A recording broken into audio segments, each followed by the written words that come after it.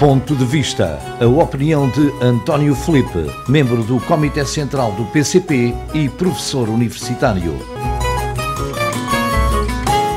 Caros ouvintes, estamos no rescaldo de mais um ato eleitoral, desta feita para o Parlamento Europeu, que ocorreu no passado domingo. E há algumas observações que julgo ser pertinente fazer relativamente a este ato eleitoral. Bom, em primeiro lugar, houve uma experiência inovadora, foi a possibilidade de se votar em qualquer mesa do território nacional, o que certamente, particularmente numa eleição que ocorreu em véspera de feriado, é muito relevante, porque permite que as pessoas que tenham um programa de fim de semana, que possam deslocar-se do seu local de residência e votar em qualquer mesa. Agora, importa referir o seguinte: este tipo de procedimento só é possível em eleições em que funciona um círculo único nacional, que é o caso das eleições para o Parlamento Europeu e é o caso das eleições para o Presidente da República. Em eleições que decorram com círculos eleitorais, como é o caso das eleições para a Assembleia da República, ou para as autarquias locais, em que os votos terão de ser descarregados precisamente na circunscrição eleitoral a que dizem respeito, isso já não é possível e, portanto, não se pense que este procedimento possa ser replicado em eleições de natureza diferente, porque isso, naturalmente, por razões operacionais, não será possível. Em todo o caso, isto é útil que possa acontecer, importa fazer o balanço sobre eventuais anomalias que tenha havido para tomar medidas que justifiquem alguma correção, mas, em todo o caso, usou-se esta possibilidade e foi positivo que isso tenha acontecido,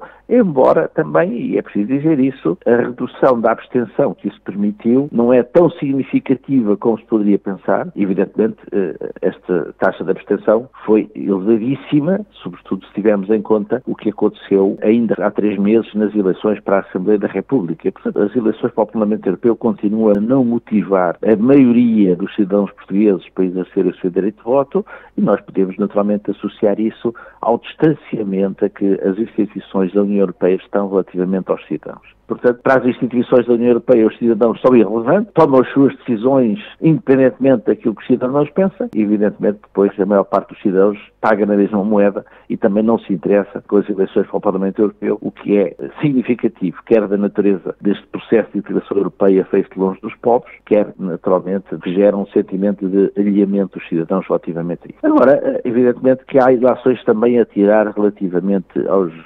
resultados eleitorais. Dizia que o mais significativo terá sido a enorme perda eleitoral relativamente àquilo que se esperava do partido da extrema-direita em Portugal, que embandeirou é arco, como se costuma dizer, com o resultado das eleições legislativas e que alimentou a esperança, eu não diria só de manter, mas o líder do partido chegou a colocar publicamente como fasquia ser o mais votado, ganhar as eleições e verificou-se que afinal houve mais de 700 mil pessoas que há 3 meses foram votar no Chega e que desta vez não o fizeram, o que se deve considerar à partida como um elemento positivo destas eleições ao Parlamento Europeu. Já se sabia que entre a Aliança Democrática e o PS o resultado seria muito apertado, mas é de salientar também aí que as operações de última hora do Governo, conjugadas manifestamente eleitoralistas, tomadas com conselhos de ministros uns atrás dos outros, para anunciar medidas, nem sequer foi para tomar medidas, para anunciar medidas que pensariam que poderiam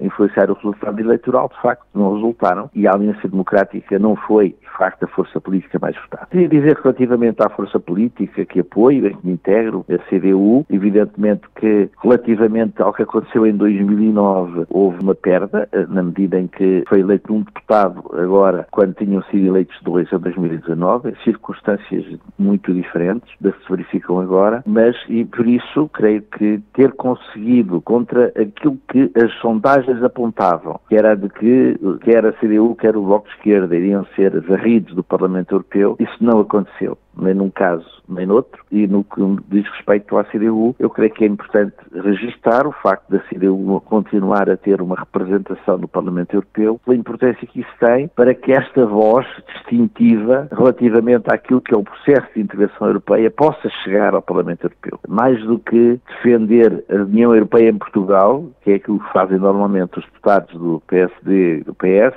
importa é defender Portugal na União Europeia. E é esse o objetivo que João Oliveira, enquanto candidato eleito, e depois de uma campanha eleitoral em que teve uma prestação brilhante,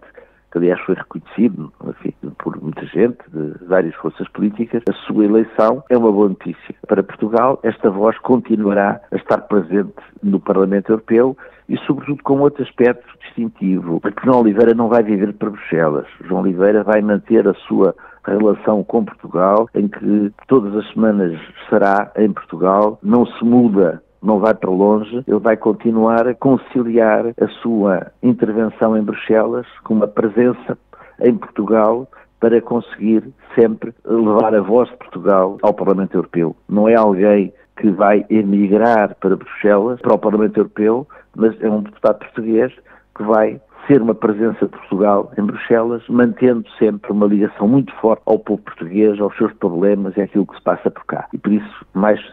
uma razão para se considerar que foi muito importante esta decisão do povo português de eleger o deputado da CDU, neste caso João Oliveira, para o Parlamento Europeu. Ponto de vista. A opinião de António Filipe, membro do Comitê Central do PCP e professor universitário.